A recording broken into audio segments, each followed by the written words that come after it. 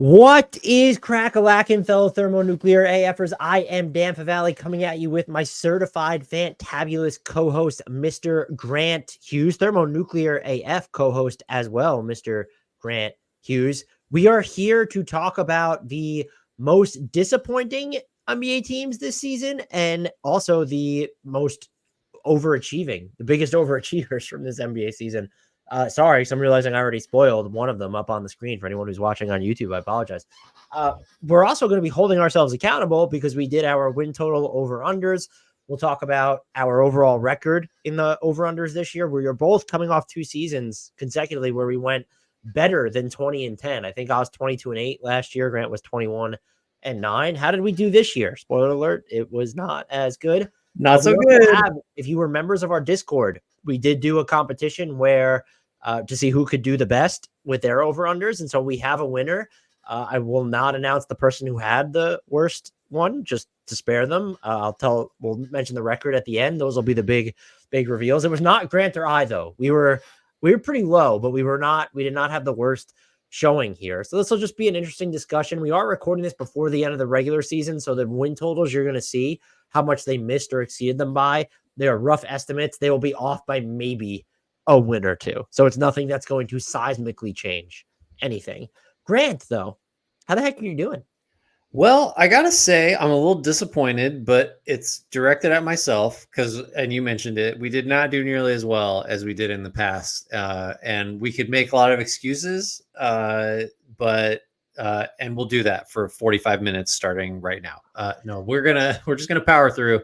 I was kind of blown away by our performance, and not in a good way. But yeah, hey, I think this will be an instructive exercise and a good preview, not to spoil it too much, but eventually down the line, we're going to do some mea culpas on what we got most wrong about every team. But today it's just the win totals. So excited to get into that and see which teams fell short and which teams exceeded our mostly inaccurate expectations for the season. Do you want to start with the biggest overachievers or the biggest underachievers? Let's get the underachievers. You know what? Let's get the overachievers out of the way. How about that? Because everybody knows these teams did well. I like that you're starting with the positivity. If you had to, I guess you know the results, or are you staring at them? I was going to ask you to guess. No, I'm not looking at them right now. So do you care to guess? There's I won't actually. Who is the biggest overachiever? All right, there's a tie for the 2 biggest overachievers relative to their win totals. Would you care to venture a guess? I'm gonna guess, is one of them the Thunder? That is correct. Exceeding their win total by 11.5. So this other team that is there would be in that same category. It's identical. There's 2 teams that are exceeding by 11.5. My first instinct was the Rockets, but I really cannot remember what their over-under was. It is not them. Okay, you're gonna have to give it to me here. Oh, it is. Go ahead. You know it, don't you? No, I don't want to guess wrong twice after exclaiming, "Oh!" like I knew it. So just Minnesota Timberwolves. Yeah. Okay. Who we both went over on, though. We did. We both also went under on the Thunder. FYI. Yep. So, that's about how it went with these over-unders for us. So the Timberwolves one, I honestly just think that their line was too low. I didn't expect them to be basically a 60 win team, but what they came in at, the numbers we're basing this off, I have them locked in as to the ones that us and our audience used. The Timberwolves over under was at 44.5. That is, I thought that was way too low. Like that was one of our easiest overs, if I remember correctly. Yeah, well, and also I think we viewed them the same way last year, and we were wrong, but we doubled down. Well, also remember the Timberwolves are one of it seemed like there were a half dozen teams that all were at 44.5 in the West. It's not quite that many, but I think that was the Thunder's number as well. Obviously, it must have been because they're tied here. The Pelicans, I think, had a number right around there. Dallas, like that 44.5 and Miami, which is just a bunch of teams right there. This is what we thought we were getting from the Wolves last year, and they just did it this time, more or less, right? Or something close to it. I mean, I don't know if we thought they'd be down to the wire here for the top seed, but something like this.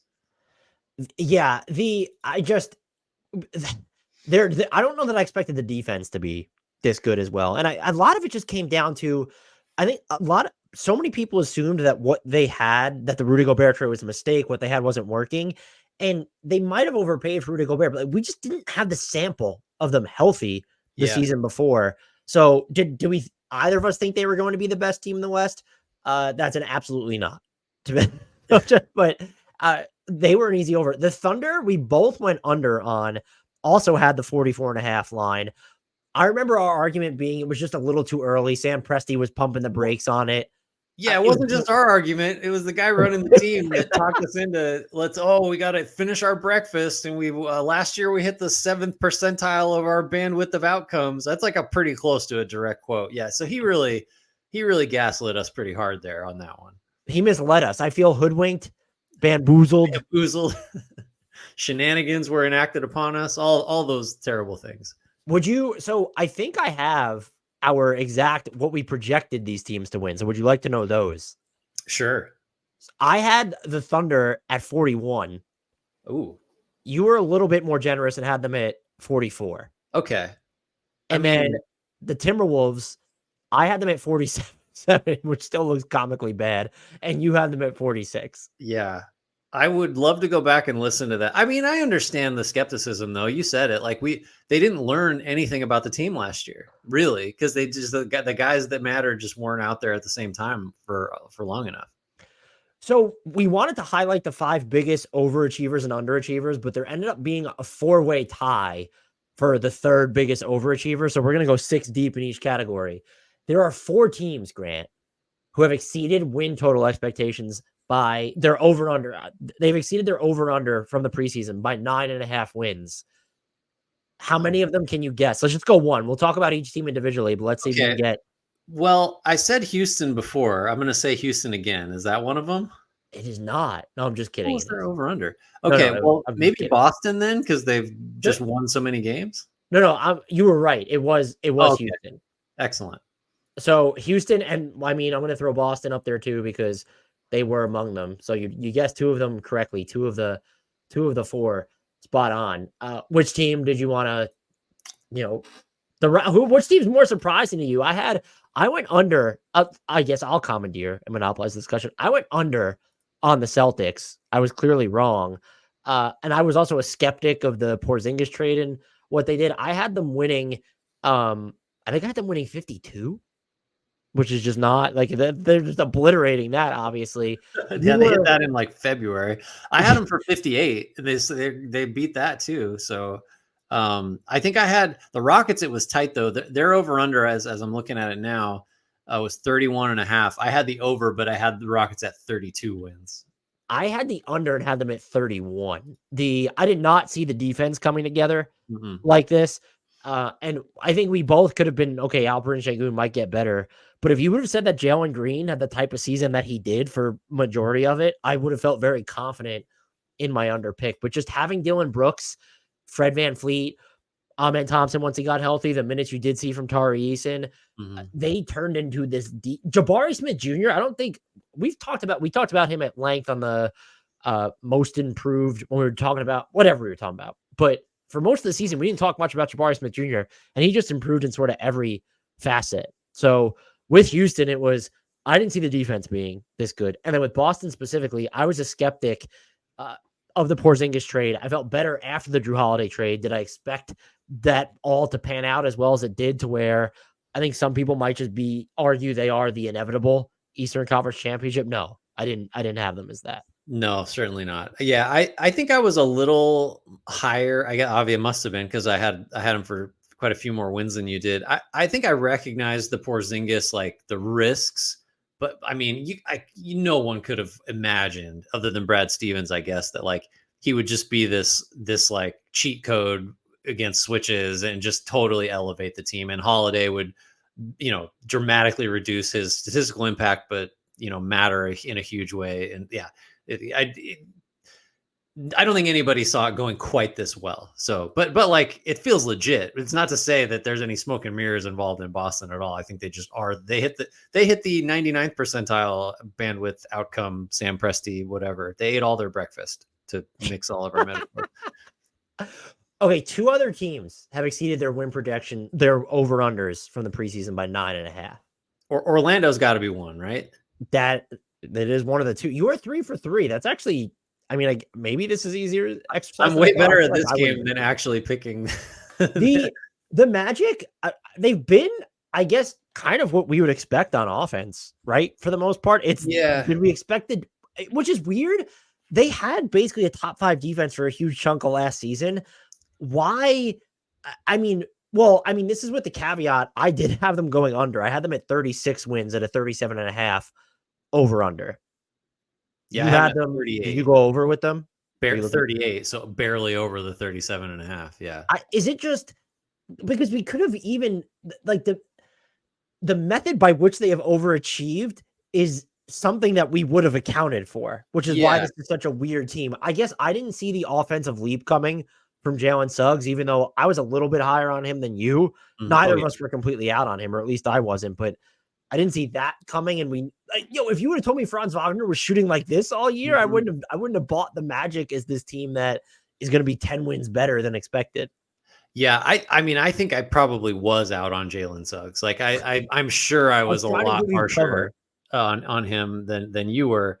Yeah, I mean, getting, low minutes, but fairly consistent minutes from John Isaac, I think has I definitely wrote him off. Yeah, right. Of course, like why wouldn't you have written him off? And I think I'm trying to think what else they really got.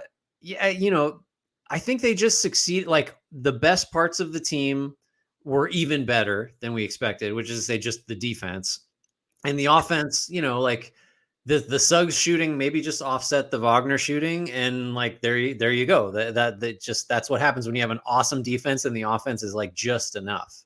Banchero got better. Paolo Banchero got better. That was another. The other thing I'll say is, so I definitely didn't see the top to bottom defensive talent on this team where it's Anthony Black comes in. He's excellent defender already. Remember when Wendell Carter Jr. was injured and like Goga Batadze for that stretch was one of the best rim protectors. They've gotten great minutes out of Mo Wagner this year. And I think Paolo Banchero specifically has gotten better on the defensive end too when you watch him. So all of that sort of taking in is we knew they were going to be a really good defensive team, but we underestimated that. The biggest factor, even let's look at Jalen Suggs. Did you think Jonathan Isaac won't qualify? But if you looked at this and said all things being equal, everyone played in 65 games, I don't think we predicted that there would have been 2 first team all defense caliber guys on this roster this season. No, definitely. I mean, well, if you'd said Jonathan Isaac is going to play 65 games, you might have thought about it. But true. Okay. If you never told me that, I would have said, fuck you. No, that's not happening. Yeah, no chance. Like that's ridiculous. And it didn't happen, but he did.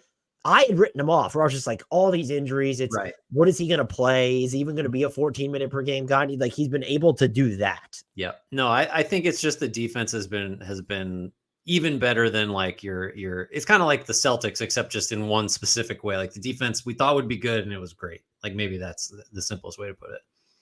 There's one more team that has exceeded their preseason over under by 9.5 or on pace to beat it by 9.5. I'm looking at these icons here. I mean, is it Indy?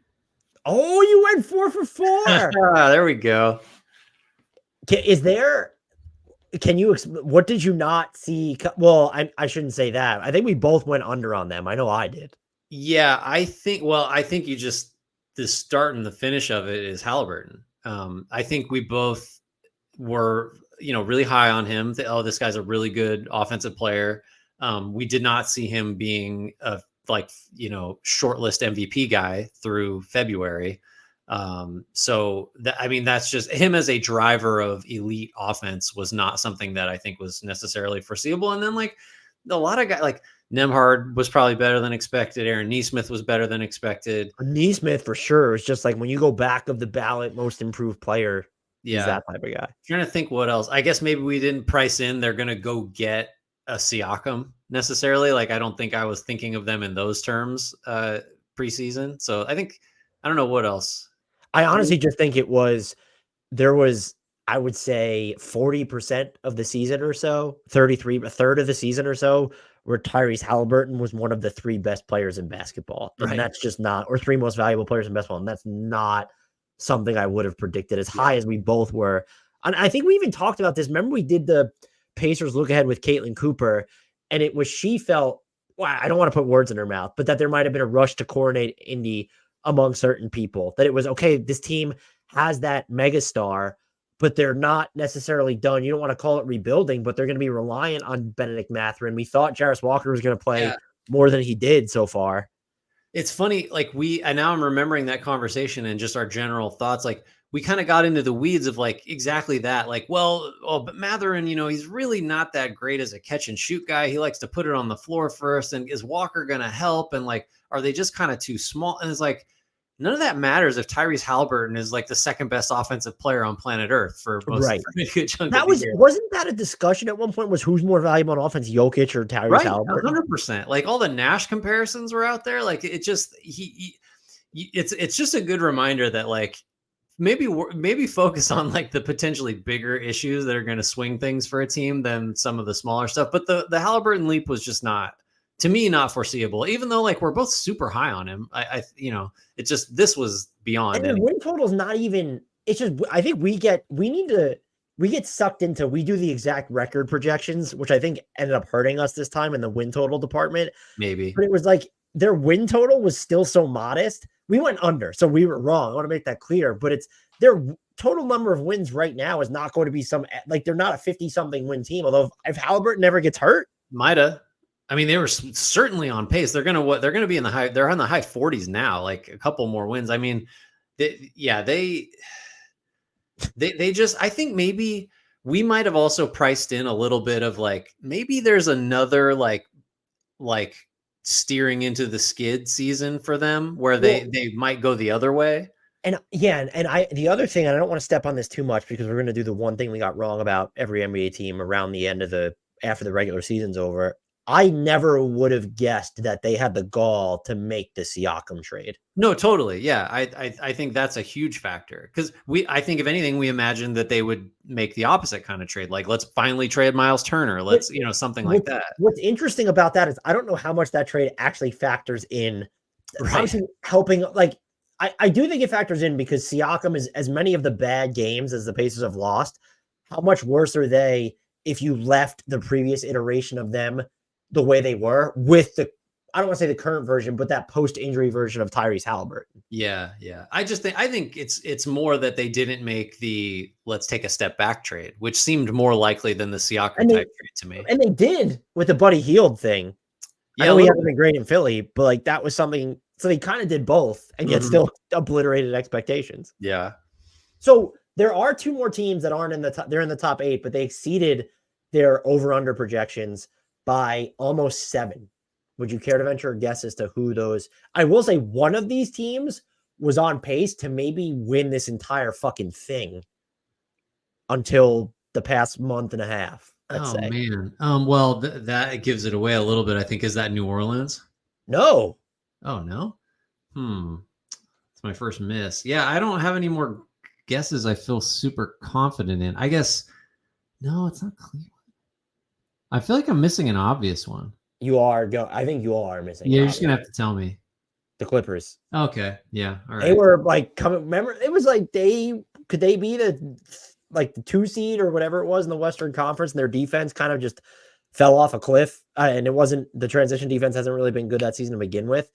I don't think anyone would have predicted that Kawhi Leonard would be playing 2,000 plus minutes. And now he's out and it seems like they're being extra cautious about it. The fact that he's going to clear 2,000 minutes so comfortably, probably make second team all NBA. I don't think anyone would. I think that, look, the James Harden trade we knew about already at that point. Maybe I definitely didn't anticipate him adapting so well. I was never, there's only one ball guy. I thought they'd be good. I was more so, there might be more of a learning curve. And there was. They lost, what was it, 5 straight or whatever it was? 5 straight and then 26 and 5 and then fell off like big time. A tale of like 4 different seasons for them, right? Basically. But I think that would be the biggest thing is that huge stretch with James Harden was a part of and the way he adapted. And then I think Kawhi just being this, not just this good, but like this dominant for so much of the season. That was it for me. I think I just assumed Kawhi is just the days of this is the year he's healthy. Like that year was never going to come, and it did. And like you said it, like this guy was a first team all NBA like caliber guy for the vast majority of the season. Yeah, I went over because they were 45 and a half, and I only had them at 46 wins. And Yeah, so they've been I way missed better this than by a that. lot. I missed this one badly. I think I had him at 41, just a 500 team. So this next team, to wrap up, and we'll go through every team very quickly, but like these are just the biggest overachievers. So relative to preseason projections, this team, I think I went under on, missed it, and they're going to exceed their projected win total by between 6, 7, maybe even 8. Is it the Knicks? No, Oh, now I don't know. I don't have it. I Oh, think is it Dallas? it is Dallas. Okay. And not something that like a team that just wasn't really in contention for this until basically, no, I wouldn't even say after the trade deadline. It took a little while after that for it to come around. And that's just the simple fact here is the Kyrie Irving, Luka Doncic dynamic, which I thought was fine last year. It's blossomed into just dominant. So Yep. that's a big reason why maybe none of us thought it was going to be this dominant. And then Derek Lively being so good right off the bat helped him navigate some rough stretches, not something I would have projected. Dante Exum, Derek Jones Jr. being impacts. And then the bigger thing is just what they did at the trade deadline helped them so much defensively when you look at Daniel Gafford and PJ Washington, the way those two have played. Yeah, best defense in the league, I think I saw. They were like the stat was, they're third in the league since the trade, since they got Washington and Gafford. And now I think they're actually number one. Honestly, the most predictable thing about them is Luka Doncic, who could win if you wanted to make the argument for him MVP. And he's the biggest reason why they're here. But there's just so many other stuff on the margins that I didn't even think to project. And like no Kyrie distractions, really, like all year. I mean, that was a big part of my skepticism. I had him at 42 wins. So like not. I had him at 44. Yeah. I mean, we were in the same neighborhood there. I think it was just there were real reasons to be concerned. And then like you said it, but like Dante Exum, like from nowhere, just is back and matters. If they still had a comeback player of the year award, would it be him? Would it be Isaac? Who would it go? It's got to be Exum. He was out of the league for multiple years. Like he had like a Jonathan Isaac level set of injuries too before all this. Like it was. I mean, yeah, he's got to be the guy. Yeah, really. That's going to be Frank Ntilikina's award next season. Oh, it's coming. I can feel it. You ready to move on to the biggest underachievers this season? Yeah, let's do it. So there's only this one. Well, we'll go with the top ones anyway, but there were no ties when we're looking at the top 6 to 8. But one team, and who is the biggest underachiever this season relative to their over-under? I think you could guess it. It has to be Memphis. Yeah, it's Memphis. Missing it by over 17 wins. And by the way, Grizzlies fans should have been prepared for this. This is the 5th year in a row I've gotten their over-under wrong, but I had went under in every single season prior. I decided to go over this year. So you should have just known that you were doomed from the moment and look, it was modest. I thought I knew there was probably going to be some drop off from them being the second best team in the West, but 45 and a half felt like such a modest total. You did this is really my takeaway from you are I guess welcome to every single other Western Conference team, but I'm sorry to the Grizzlies fans. I mean, it's just the injuries. Like, I mean, they've had 187 million players on the roster this season. It's bananas. Like the Morant suspension, not ideal, sure, but I definitely drank the like Marcus Smart. He can handle this for 25 games, and then he won. Oh no, I was out. I was pretty critical of that trade. Yeah. He couldn't, and then was hurt anyway, along with just every. I mean, Desmond Bane was done before the season started. Brandon Clark was done last season. Like it's just now back. It was just a litany of injuries. 2, maybe 3 good things are coming out of this. So about Vince Williams. That was not one of my primary 2, but you have Gigi Jackson and now a high lottery pick, and I think you can argue that Gigi Jackson would be like. I don't know enough about this draft class, but would he have been a top 7 pick in this draft class? I honestly don't know. Pretty close. I don't know. If you did a 2023 NBA redraft, I wonder if he'd probably come close to going in the lottery, no? Oh, I think so. I mean, if would he come close to going in the lottery? Yes. Like might have been in the lottery. It's hard to think like who you're kicking out. I'm just saying because this draft class is so deep that's probably like, am I getting ahead of my skis? He's not going in the second round. How about that? Like, there's no chance of that. Wow. Okay, Grant. I need you to tone down the spice if you could. I'd really appreciate it. Yeah. This next team missed their win total by projected 14, 15, 16, whatever. And if you were watching at the beginning of this when I spoiled it, you know who they are. Do you care to take a guess on who it is, Grant? It is the Detroit Pistons. How dare you? I mean, they weren't going to be good, but like Okay. the way, what was their over under? 28.5. Yeah, we both, by the way, we both went under. Yeah, I mean that's a pretty low under, but like I think I narrowly I thought they'd win in the 20s. I think 20. I had them at think 25 wins. Yeah, I had them at 28. So they're gonna get halfway there. The reasons here are not just injuries. No, that's what I mean. It's a malpractice of a roster construction / they probably let Monty Williams get away with too much, like the Killian Hayes stuff at the beginning of the year. The other thing is just how much was like the lineups they were running, how much of that was a mandate from the front office? Did they take they took way too long to get, they did have Bojan Bogdanovic. Okay, he missed a bunch of time, so that didn't help. But like they took too long to get floor spacing in there or run out their best spacing lineups. And I would say that they still went the entire season without running out some of their best floor spacing lineups. Yeah, I said this a lot last year or maybe 2 years ago. No, it was last year about Jordan Poole, where it's like, I'm not saying this is sabotage, but like this is what sabotage would look like. Like it is indistinguishable from it. The way that the Pistons and Monty Williams put lineups together and the minutes they chose to give guys, like not saying it's sabotage, but like if you were trying to torpedo a season, that is what you would have done. You would have started Killian Hayes for what was it, like 30 some odd games of the first 40 they played. And then you would have put Asar Thompson out there with non-shooters. You would have minimized Jaden Ivey. You would have played two bigs. All of this stuff was just like somewhere in here is a team that wins 25, 28 games. I think they didn't What put a that compliment.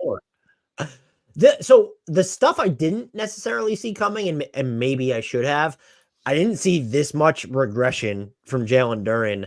And I don't want to say regression, but it did not feel like Jaden Ivey really took many, if any, steps forward. And then just like not even being able to trust him to hit a wide open three is, pretty detrimental. And I think the worst part is we still don't really know if it's like Jalen Duren just isn't that good and Jaden Ivey just isn't that good, or if they just weren't positioned to have any chance at success. Like that is a true wasted year if you don't get that information out of it.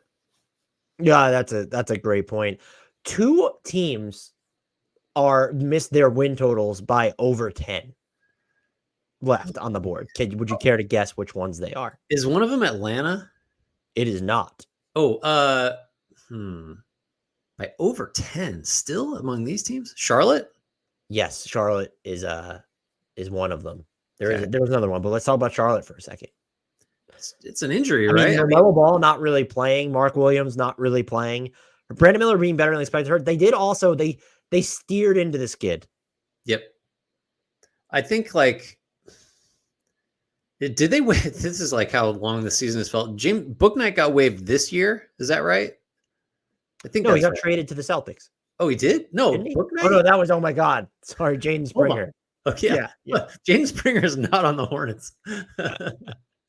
Oh man, you could have really had me going if you really committed to that. I went over on them because they were at 30.5 because I'm just a big believer in LaMelo. And honestly, if they don't make, I guess I don't know how to square it with them making, would they have made their trades anyway? But LaMelo, like getting to the rim more, still wasn't finishing well, but just like what he can still do as a passer and a shooter. We've already talked about, I don't think they need to choose between him and Brandon Miller. They complement each other quite nicely. They have a nice base there right now. I'm reticent to chalk this up completely to injuries, but I am curious to see if LaMelo doesn't get hurt. So forget about Mark Williams and some of the other injuries they dealt with. Does the Terry Rozier trade still happen? Does the Gordon Hayward trade still happen? And he was injured at the time when they moved him anyway, or at least not playing. And I honestly don't know because there was new ownership in there. So I do kind of feel like they might have gone this route anyway. Maybe so. I think this is my biggest, like the Grizzlies miss is there's an excuse. I had Charlotte winning 40 games.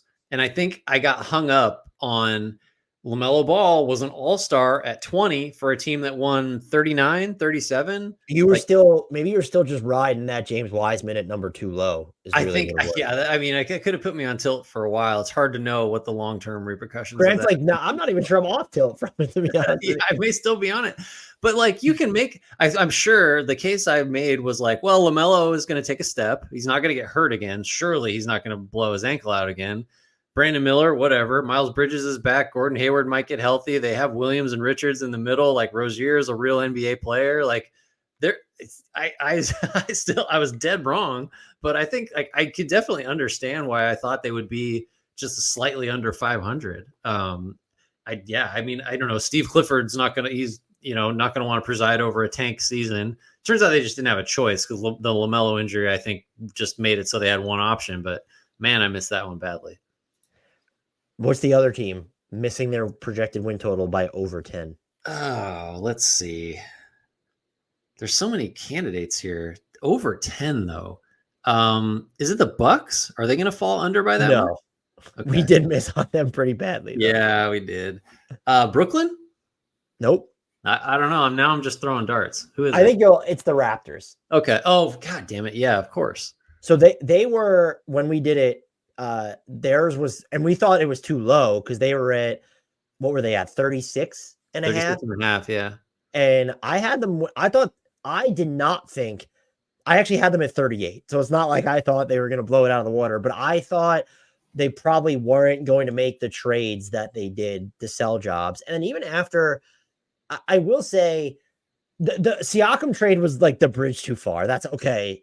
You knew they were going to, but after had everyone stayed healthy after the Anunoby trade and they kept Siakam, they still would have had a chance at clearing the over. And maybe look, who knows what could have happened technically if they don't deal with absences from Scotty Barnes specifically, but also Emmanuel Quickly, RJ Barrett, the season, and Jakob Poeltl, all that stuff. I just didn't believe that they were going to trade. But you might have been able to convince me on one, but both of Siakam and Anunoby, I definitely did not think they were going to go that route. Yeah, pretty off brand for them based on their recent history of not trading Van Vliet, not doing anything with Gary Trent Jr. He's still there, by the way. But yeah, no, I had them. I was even higher on them than you. I had them at 43 wins. I just thought they're definitely going to be a top 8 team in the East. Like that's what they're going to try to do because they don't sell off. And then they did. So we have 4 more underachievers to go through. We could do it. I could give you the win range for each of them, or just based off of if you just want to go biggest underachievers relative to their projected win totals. Who do you? I mean, I keep saying Atlanta. Atlanta has to be one of the underachievers, right? Because didn't they have like oh no, you know what? They had I think we killed the over. We banged the over on that because it was low. So maybe I'm not. That's a dumb pick to keep picking them. Their over under was at 41 and a half, or was it 30? Yeah, it was 41 and a half when we recorded. And I took the over at 43. They are not one of the answers though. No, so I had them at 44. There were 4 other teams. Who is also going to be way under? I mean, are the Warriors one of the way under teams? Nope. No, I'm just guessing now. Phoenix? No. Yeah, go ahead and tell me. Do you want me to go from low to high or high to low? Go low to high. Okay, so excuse me. So this team missed by, or are they 2 teams? No, it's only 1. So the Nets were close, by the way. They would have been one of the next ones up along with Phoenix. So you lose and Atlanta. So you would have named them run them up. This one is the one that missed by the fewest. It was 5.5, and it is the Utah Jazz. Oh, what a weird year, though. Yeah, they would have ended up here. We both went under on them, so we were right. They would have ended up here no matter what. It's just a matter of how many wins would they have missed by, because they did the midseason tear down again, the rotation thing with who they were playing, the shift. But they had a stretch. I don't remember, was it back in January or was that December, whatever it was, where they were like in the playoff picture. Yeah. Well, like I don't know, they could spook you because last year they did the like, oh no, we're too good. And then they didn't, stop that from happening soon enough. So at least I thought like, well, maybe that's how it's just going to go. If they're good, they're not going to like get in their own way. And they very much got in their own way this year on purpose, which was like, I think we generally view as the correct decision. If you're going to be bad, try to be as bad as possible. But yeah, I think last year kind of put more options on the table. This next team, missing it by about between 6 and 8 wins. I thought you would have gotten them, the Portland Trailblazers, which is just like they dealt with injuries galore. We both had them as the under, I believe, anyway. But when you start to dig into, like, you know, just the breadth of people that have missed, some of them have been shut down, but looking at the Brogdon, the Ayton stuff, Robert Williams being out for basically the entire season. Yeah. So they just, Simons has missed time. Scoot Henderson missed time to start the year. Shaden Sharp missed a bunch of time. Jeremy Grant. Yeah. So the Jeremy, yeah. So it's just like, even relative to their over under was set at 28.5. It was just, they were probably always going to end up here because we thought they might shut guys down, but they then dealt with a lot more onset injuries than we would have expected. And maybe we should have seen that coming just based off who was on the roster. Yeah, certainly. Malcolm Brogdon. Yeah, if you're in the Brogdon and Robert Williams business, you should be assuming injuries, I guess, at this point. So the next second to last, 2 more teams here. The other team, their over under was 28.5. I'm surprised that both of us went under on them, by the way, just given how high we were on one Victor Wembanyama, the San Antonio Spurs. Yeah, I mean, I can't say that we, like, would you say that Wembanyama was like significantly better than you thought he'd be? Offensively, for sure. Did you think he was going to shoot like 40% on pull-up threes for most of the year? No, but I did. I think you could have told me anything, and okay, he might do that. So for them to still go under by that much is kind of wild to me because it's hard to hold the dueling ideas of like he's going to be phenomenal and generational, and also the Spurs are going to super suck. I think the 2 things that did them in, but they probably don't care because they're draft equity, but was the Jeremy Sohan at point guard experiment was a disaster. And I thought that was going to end up fine, by the way. But the other thing was try. They just, aside from, they did have some time, and it took too long to get Trey Jones into their most prominent lineups. But it was like the Zach Collins Wembanyama thing. But it's also just, look at the talent after their top. There have been some bright spots this year, but there's Devin Vassell, Victor Wembanyama, Trey Jones, Keldon Johnson, and then just like a bunch of maybe some seeing Blake Wesley take some steps this year. Malachi Branham was pretty bad for most of the year, but had some bright spots. It was just they were a bad team outside of their top 3 or 4 best guys. Yeah, and like you said, it's a combo. It's personnel, and it's like they did not deploy the personnel they had in like the most sensible ways. I think it is a combined effect to offset Wembanyama being meeting the high end of expectations. The 5th biggest underachiever on the season, and to round out the 8, the Washington Wizards, which we both did go under on them. Were they worse than you? Well, obviously, but were they? I had them winning 18, which is just that's actually not too bad relative with it, but they were even worse than I expected. Yeah. And a lot of that had to do with it was just, they were. So when you watch the Wizards, is what I'm trying to get at. The people that were actually turning my heads, you told me Denny Avdia and Bilal Coulibaly were as good as they were. There was some trade, the Daniel Gafford trade, it made them a little bit worse. But Kyle Kuzma had a pretty good year for much of the season. Did I expect Jordan Poole to be this bad while he was there? And then to be that hard up for just knowing Tyus Jones would have spent the whole season there, to be that hard up for an organizer, even after they kind of went through the injury gamut. I think there's been, discovering guys like Jules Bernard, a favorite of mine, Justin Champagnie. So now they have some information on players who might be able to contribute over the longer term, but they were worse than I were expected. And they became a meme at a point in the season, and it ends up costing Wes Unseld Jr. his job. We'll see which direction they go in now. Will it be Brian Keefe? We don't know. They say he's a real candidate. We'll have to see what goes on with that. But this team was just, I still don't even have a great feel, but I do think what they did in the aggregate was the right call, where they ripped off the Band-Aid, they sucked, and it was, they might have, they sucked by 8, 9, 10 wins, maybe more than projections were spitting out. Would you have been, though, if I told you Tyus Jones and Kyle Kuzma and Jordan Poole spent the entire season in Washington, would you have been shocked that they ended up this, to miss the mark by this much? Yeah, because like it's so hard to project a team to have a win total in the teens, like let alone like 15 right now, I think is where they're at. Yeah, you would assume Tyus Jones, adult in the room, caretaker, doesn't turn it over. Okay, fine. Jordan Poole is going to average 28, but like do it inefficiently. I think the only way I would have definitely gone into the teens is like all that stuff's going to go wrong. And also they're going to trade Kuzma and they're going to trade Jones and they're going to strip out. They did make a couple trades, but like it's just, it would have been, everything's got to go wrong, which it did for a team to win this little, this few games. Are you ready for the big reveal on how close, good or bad, every single team was to their over under in the preseason? Let's do it.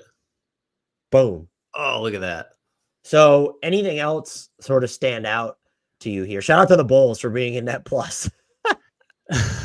The Cavs were a big one. They're not going to miss we both had the over. We thought they were going to be a 50-win team. It was rough showing for them. It was injuries, but I think a lot of it too is it's not about any of the individual. I think Evan Mobley's still good. We've also seen some big to big stuff, but it's just their core four together.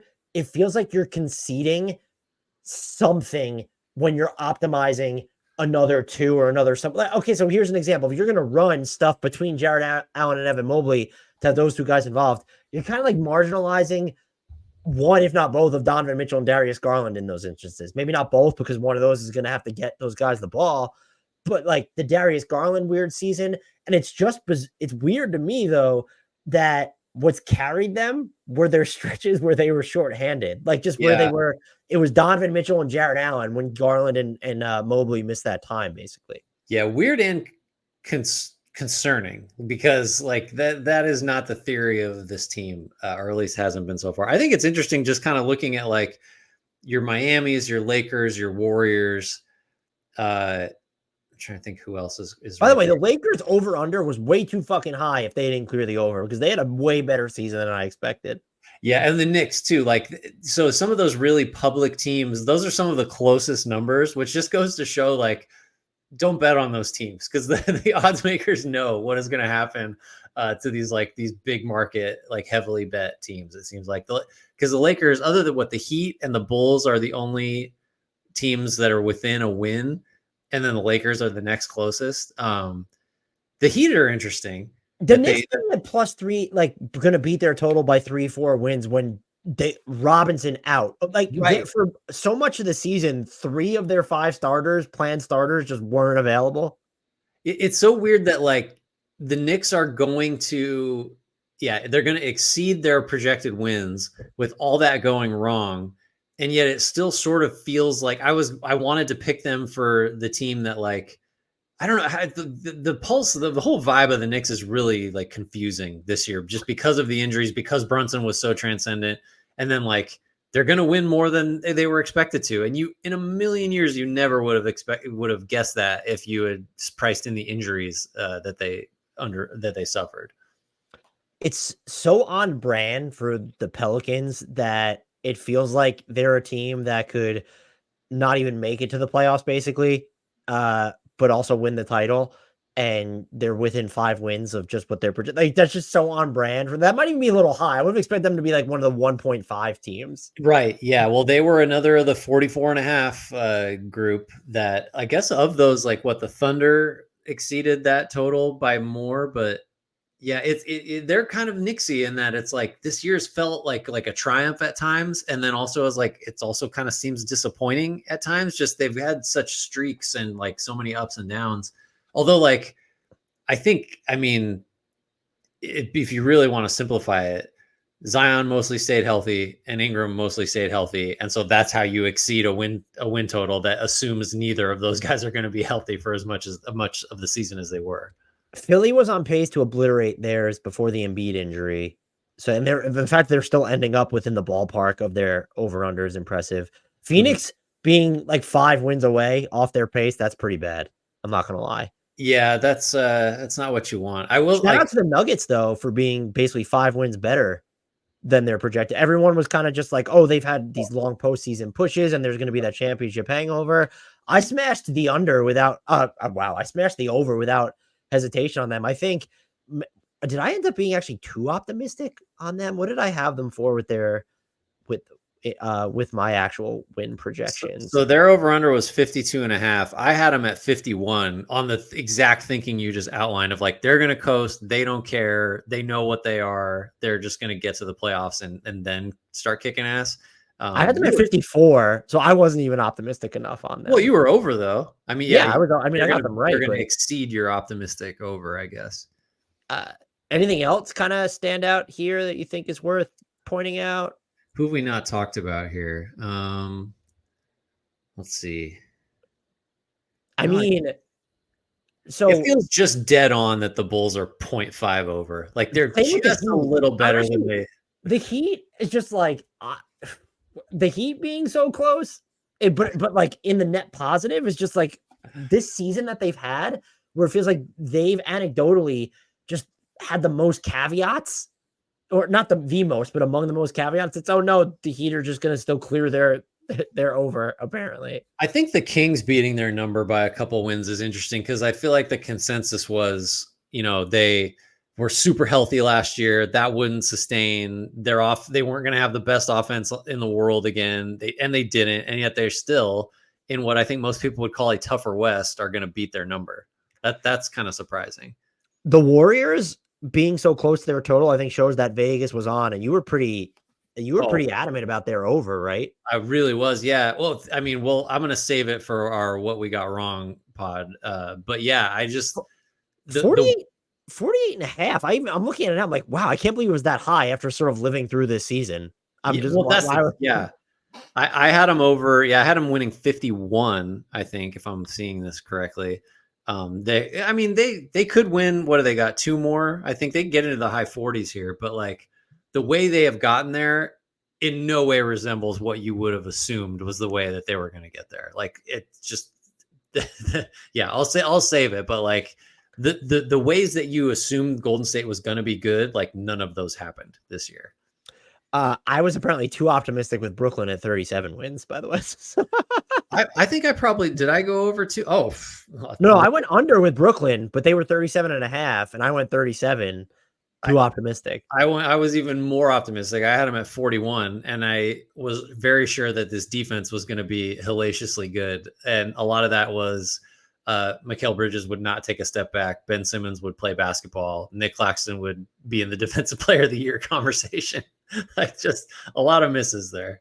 So let's hold ourselves accountable here. I went 13 and 17 on the over-under records. That is tied for the second lowest mark among all our submissions among the audience. The worst mark, I won't name the person. They went 11 and 19. So we'll just privately shame this person, not publicly. I can't even privately. I was too off their pace, so I'm not privately shaming or publicly shaming anybody. You went 15 and 15, so you still did finish 500. You are in essence the Chicago Bulls of this. I feel very bullsy right now. Except this was not my goal. I didn't want this. The Bulls want this. Are you ready for the reveal of who won this? We'll have to figure out. Maybe we could send you, assuming you're still listening. This person's still active in Discord, I believe. Although if you beat us by this much, why would you care what we had to say? That's also fair. But the winner of the over-under competition is Gilgeous-Alexander, went 22 and 8. That's solid. That's impressive. That is 2 wins clear of second place. Yeah, and then shout out, we had another 20 winner. Austin went 20 and 10. That was the second best mark among all this. So shout out to everyone who participated. If we run it next year, this ended up actually being a lot of work for me when you're looking at the graphic and setting it up and then checking everyone's stuff. But join our Discord and maybe we'll do it again next year if our member and community keeps trying to grow.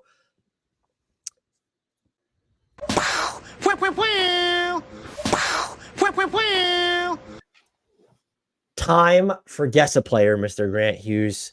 Did you want to start us off? We'll alternate. Yes, I have hot off the presses here from Mike. I'm excited about this one. Dan, clue number 1. I was drafted in 2004, coming straight out of high school by the Celtics, becoming the first ever high schooler drafted by Boston. 2004 by the Celtics. The first high schooler ever drafted by the Celtics. Young Celtics. Why do I feel like I should know? 2004. Rondo didn't come out of high school, did he? No, he was a Kentucky guy. Yeah, okay, that's a good point. All right, carry on. Clue number 2. Injuries limited me in my first season to only 59 games as I battled ankle injuries before tearing my meniscus. Oh. Antoine Walker, I have no idea. No. Okay. 3. The Celtics viewed my conditioning as a huge issue, so they hired me a personal chef to help me lose 30 pounds. That might have made me guess Antoine Walker at that. Yeah, you want to double down? Kendrick Perkins? No, No, not Kendrick. was he drafted by the Thunder? I can't. Yeah, I think no. That's a good guess. I think he was out of high school. I think, and he was, I think, a Celtics pick. I think it's later though. All right. Clue number 4. I made my first start against the Grizzlies in 2006 due to Theo Ratliff and a fellow Gessa player, Michael Olowokandi, being injured. That's tough. You're not gonna help. Yeah, no, I got it. In 07, I was traded in one of the deals that put together the big three of KG, Ray Allen, and the man who believes that Rudy Gobert being French is an affront to basketball. Wait, read that one again. That's like Mike's editorializing a little bit. In 2007, I was traded in one of the deals that put together the big three of KG, Ray Allen, and the man who believes that Rudy Gobert being French is an affront to basketball. I assume that's Paul Pierce. So he's traded in one of the deals that brings the big three in Boston together. Okay, so he's traded in one of the deals that gets them Kevin Garnett and Ray Allen. I guess, yeah. I don't feel like I'm giving it away by saying yes to that. No, wait. I'm sorry. Is he was traded? This person's on the Celtics and was traded to get the big three in Boston, not the big three in Brooklyn. Correct. Okay. And it doesn't. I don't really know what that's. I mean, like, what? I mean, that's a pretty good clue. I feel like you know enough now, I think. To I'm trying to think of who was involved in that trade. And I can't be drafted. Sebastian Telfair? Was he involved in that trade? I don't. It is not Sebastian Telfair. But I think he did. Well, I can't. I don't want to say. I don't want to keep going. You can keep going. All right. Clue 6. Immediately after being traded, I signed a 5-year, $65 million contract extension with my new team. I went on to be one of 4 players in the league to average 20 and 10 that season. Al Jefferson? Correct. Okay. Jefferson. Yeah. I was going to say, okay, so then it's clue 7. Next season, I tore my ACL during a career year. The year after, I set the franchise record for rebounds in a game with 26. In July 2010, I was traded to a division rival for 2 firsts and Costa Kufos. Injuries plagued my time there early on. I don't know where that is. 13, I signed a 3-year, $40.5 million contract with the Bobcats. Though you could argue I'm a top 3 player in Bobcat Hornets history, I'm perhaps best known for my god-awful voice acting in the NBA 2K15 My Player story mode. Did not know that. Did not know he was incredible. With a YouTube link. I'm going to have to click on that later. Let's see. Yeah, it's Al Jefferson. I was going to say, wasn't he one of the guys with Charlotte, I think after they became the Hornets, who Charlotte did they were sending out like paint cans as like promotional material for him to win some award because like he dominated the paint or something. You remember hearing about that? No. Oh, all right. Good job. You got it. Okay. I got one for you from Rubik's Gal. Okay. Clue 1. I once appeared in a minor league game for the Gastonia Rangers. In 3 innings, I struck out 4 batters and allowed only 1 run. Move over, MJ. Who the heck else played baseball? We're not going back to the well on Danny Ainge, I hope. No. Who else played baseball? All right, I don't have it. I married my college sweetheart, and we have 3 children. The boys took after me, while our daughter played volleyball in college, just like her mama. Is it Dennis Rodman? No. Okay. Clue 3, but the story isn't all roses and honey. We divorced after 33 years. My ex-wife is in a relationship with my former friend from college, ex-NFLer and Patriots tight end Steven Johnson, who she was having an affair with prior to our divorce. I am married to Nikki Smith, who just so happens to be Steven Johnson's ex-wife. Oh, interesting. Let's see. What was the thing about the kids? They're already, so they're older. So this is an older player, I They guess. have 3 children. The 2 Uh-huh. boys took after me, and our daughter played volleyball in college just like her mama. I don't have it. Clue 4, if you absolutely insist, we can talk basketball as well. Though I also played for Utah, Cleveland, Milwaukee, and Toronto, I am most associated with this Eastern Conference team, Team X. Utah, Cleveland, Milwaukee, Toronto. And Team X. The Team X thing always throws me because it's like, okay, if you give me this team, I'm going to definitely get the player. But I never feel like I would have based on the team. So the baseball thing, okay, I don't know. Clue 5, Team X used their first pick in the expansion draft to select me. I played 10 seasons with them, and when I left, I was Team X's career leader in points scored, games played, 3-pointers made, 3-pointers attempted, and 3-point percentage. I feel like I don't know the year, so the expansion could be like friggin' the Magic or something. Trying to read your face to see if the Magic you're gonna give something away. All right, I don't have it. Clue 6, given all that previous information, you may think I was a perennial starter, but I started fewer than 100 times in my career, though I played more than 1,000 games. P.S. I did, in fact, win a 6th Man of the Year award for Team X. Ugh. I have no Dale Ellis. No. I don't even know when we are right now. Okay, 2 more clues. All right. I don't feel like there's going to be a dead giveaway here. Rubik's Gal doesn't do the dead giveaways. Clue 7. I shot above 40% from 3 for 8 consecutive seasons and led the league once with 47.6% from distance. I am one of only 28 NBA players to end their career shooting above 40% from 3. Ooh, I got a slouch here. Just my thinking posture. The baseball thing, really good 3-point shooter. There's a Team X here that I assume that is an expansion team. The like swapping husband and wife thing is really, I don't know. I had no idea when I was reading this. I was that. shocked. Do you want the final clue? All right, yeah, sure. Team X retired my number in 2018. It won't be the last time a jersey with that last name and that number will be retired. Oh, what a good clue.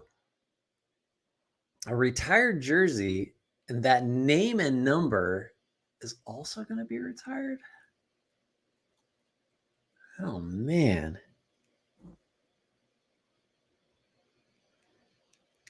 My head is like spinning right now. I just have no idea. Should I know this? You're gonna be like, oh, well, I can have a clue. I'll give you a clue that I think. Wait a minute. Are you ready? Is it Del Curry? Yes, it's Del Curry. I should have got that way earlier. So now the clue, the wife, the divorce thing makes more sense now. That shit's wild. Yeah. Yeah. Can we talk about how powerful Stephen Curry's like PR control arm is, that like all that stuff just like went away when that happened? Pretty impressive. You mean like he wasn't asked about it or anything? He wasn't asked about it. The story just came and went like that. Well, there was like people thirsting after Sonia Curry on one of the broadcasts. I remember, like that was like, oh man, Twitter turning into a cesspool on that one. That happened all the time, even in college. Okay, that last clue was great. That helped. I should have gotten that earlier. Good clues. Do you have another one for me, or do you want one more for yourself? I got one. I'm very eager to see if you're going to get this one. This is from Mike. Clue number 1, I was drafted in 2000. Oh, that's the one I just gave you. So I'll give you the one I did not just give you. Clue number 1, I was drafted in the mid-second round in 2005 by the Wizards. Andre Blatch. Unfucking believable. Oh, wait, really? Yeah. just nailed. That's so good. I was just going to move on. Oh, poor. I hope Mike didn't have a shit ton. He writes so many clues. I'll feel bad. There are 9 clues here. I'm going to guesstimate we're talking like 300 to 400 words. Oh. I will give you some of them. Phenomenal. Andre Blatch, get out of here. Is that? I'm trying to think because we both have had a bunch of one guessers. Is that the most like? That is by far the most obscure one guess hit. Right. I'm sorry. He was a big 3 member in Washington. Some of these, I'm sure some of these clues are going to be good because everything's funny about him. Clue 2, I spent most of my first pro season in the D League with Roanoke Dazzle, played 29 games. Second season, saw playing time increase due to injury suffered by Eton Thomas and Michael Ruffin. Just a couple of luminaries there. Let's see, played all 82 the next season. I want to get to the where he like got a big deal and got amnestied like immediately. Oh, here we go. Other interesting things. In my 4th season in 9-10, I finally cracked 10 points per game. But my most notable moment that season was being fined $10,000 by the Wizards for mimicking firing a gun during the player intros only a few days after Gilbert Arenas and Javaris Crittenden brought guns to practice after getting into an argument over $100 in a poker game. Just that Wizards team was something else. Let's see. Signed with the Nets, started wearing number 0, saying it was a reminder that everyone had given up on me. Brook Lopez got hurt, and while the team sucked with Lopez injured, averaged 18 a game during his injury, 1 more season with the Nets. Despite holding dual citizenship with the Philippines, the country's basketball league labels me as an import player since I was born in the States. This turned out to be important, as since I'm 6'11", I'm too tall to play in the league, as non-Filipino born players have a height cap of 6'6". I fought this for 3 seasons before saying fuck it and retiring in 2024. Oh, I feel terrible that I got that in one guess. You should feel great you got that in one guess. That was amazing. Grant. Go ahead. I'm impressed. I can't even talk. Are you ready to get into the mind of a psychopath? Oh, I mean, I will say this is the first time I feel like I'm rooting for you to get this one because I had to figure out who B Rich gave us on my own. So you solved it though. Yes. But did you use the internet or did you solve it with the clues? No, I didn't use the internet, but it took, what clue did I get? What number is not numbered? 1, 2, 3, 4. It was clue 6. It looks like I got it on. So my goal should be to get it in 5 or it's because sometimes if I don't have time, I won't read these. I'll say thank you and then I'll just read them to you. But then if there's not a player, then I'm gonna look like a fucking idiot when I don't even know who it is. It's like, I think that's right. I don't know. All right, let's do it. I'm in the mind of a psychopath. Clue 1. I was drafted in the lottery in 1999 from a prestigious basketball powerhouse. 99. Prestigious. All right. I do want to try to get the one-shot kill, so I should make a guess here. Corey Maggette. That is incorrect. Okay. Clue 2. Despite my pedigree, I started 0 out of the 82 games I played as a rookie and thus did not make an all-rookie team. Okay. Got nothing. Clue 3. The next 2 seasons, I started 164 regular season games, helping my Eastern Conference team make the playoffs. In my 3rd season, I made my first all-star team, averaging 18 points and 9 assists. So he played 0 games as a rookie? Is that started right? 0 Started games. 0, then starts all of them for 2 years. And in his 3rd year as an all-star, you said? Mm-hmm. Were there numbers too? Sorry. Averaged 18 points and 9 assists. 18 and 9 as in his 3rd year in like 02. I should get that.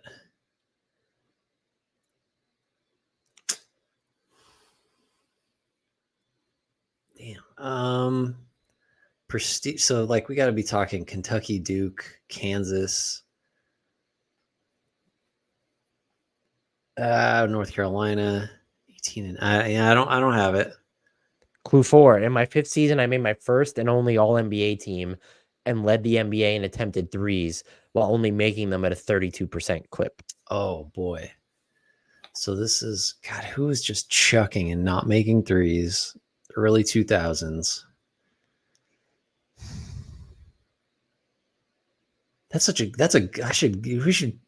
You and I both should have got it by this one. Yeah, I was pretty when it finally dawned on me. And now so the second, I might have been the 7th clue. I didn't get it because it was the second to last one. I'm trying to see how many clues are here. I'm hung up on the prestigious college program one. I think maybe that's. You should probably stop. Okay, what's the next clue? Clue number 5. The next year, I was traded to help revive a Western Conference team where I went on to only make the playoffs once in 4 seasons, the 4th of which my team went 48 and 34 and finished 9th in the West. So this guy, it's a point guard from a good college, shot a lot of threes and didn't make them, went east to west. Yeah, you will get it. This is the clue I got. The clue that's going to come, if you don't have a guess here, is the one I got it on. I think you'll get it too. All right. I just want to make sure I'm not like missing somebody super obvious. The 3-point shooting stuff is so tricky, like going back, because I mean, nobody shot him. Right. Yeah, I don't know. I'm just going to have dead air here while I think. So why don't you give me the next one? Clue number 6. The one year my Western Conference team made the playoffs, let's just say the fans in Oracle believed. That's okay. Yeah, the prestigious college. What's more prestigious than UCLA? This is Baron Davis. Correct. Oh man, yeah, you got it. Final clue was I showed Andre Karolinko my tits after one of the best in-game dunks in NBA playoff history. So it's accurate. Definitely got teed up for that too. Yeah, okay. 13 and what, 18 and 9. Yeah, that's a quality guess a player because you're gonna get it, but you gotta work for it to get it soon. All right, good one. You ready to take it out? Yes. Thanks everybody as always for the guess a player submissions. If you would like to participate in guess a player, or if you'd like to participate in our over under win totals and win guessing and smoke us like most of you did, you can do that. Joining our Discord. Link for that in YouTube and podcast description. As always, rate, review, subscribe. Check us out wherever you can, on YouTube, wherever you get your podcasts, so on and so forth. I think that's going to do it. As always, we close with a shout out to the one and only Frank Ntilikina and an apology to Jarrett Allen.